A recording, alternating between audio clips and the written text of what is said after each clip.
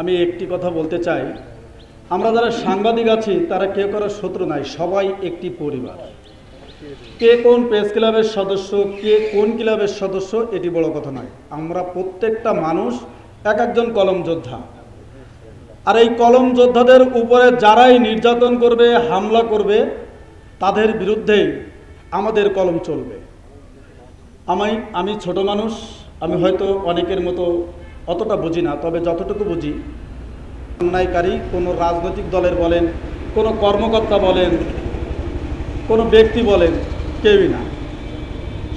বাংলাদেশে অনেক সাংবাদিক ইতিমধ্যে হত্যার শিকার হয়েছে, অনেক সাংবাদিক মারপিটির শিকার হয়েছে, জখমের শিকার হয়েছে, বিভিন্নভাবে হয়রানির শিকার হয়েছে। কিন্তু আমি প্রশ্ন দেখেছি যে কয়েকদিন পরেই সেই অপরাধীকে জামিনে মুক্তি দেওয়া হয়, সে আবারও পুনরায় একই ধরনের অপরাধে লিপ্ত হয়। সাংবাদিক নির্যাতনের বিরুদ্ধে কঠোর কোনো আইন না থাকায় একের পরে এক সাংবাদিক নির্যাতন বেড়েই চলেছে।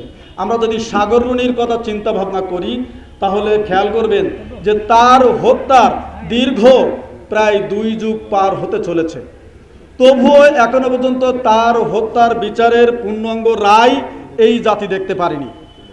অথচ সমাজের চতুর্থ স্তম্ভে এই সাংবাদিকবৃন্দ, যাদেরকে বলা হয় কলম যোদ্ধা, আর এই কলম একটি অস্ত্র, সেই অস্ত্রটি চলবে সত্যের পথে।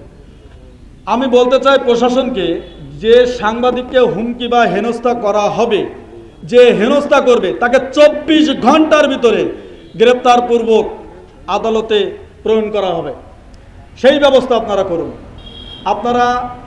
আমরা সবাই একত্রিত হয়ে সুন্দর একটি সমাজ গড়ার প্রত্যয় নিয়ে আমরা এগিয়ে যাব, এই প্রত্যাশা রেখে আজকের মতো আমি বক্তব্য শেষ করছি। আল্লাহ হাফেজ, আসসালামু আলাইকুম।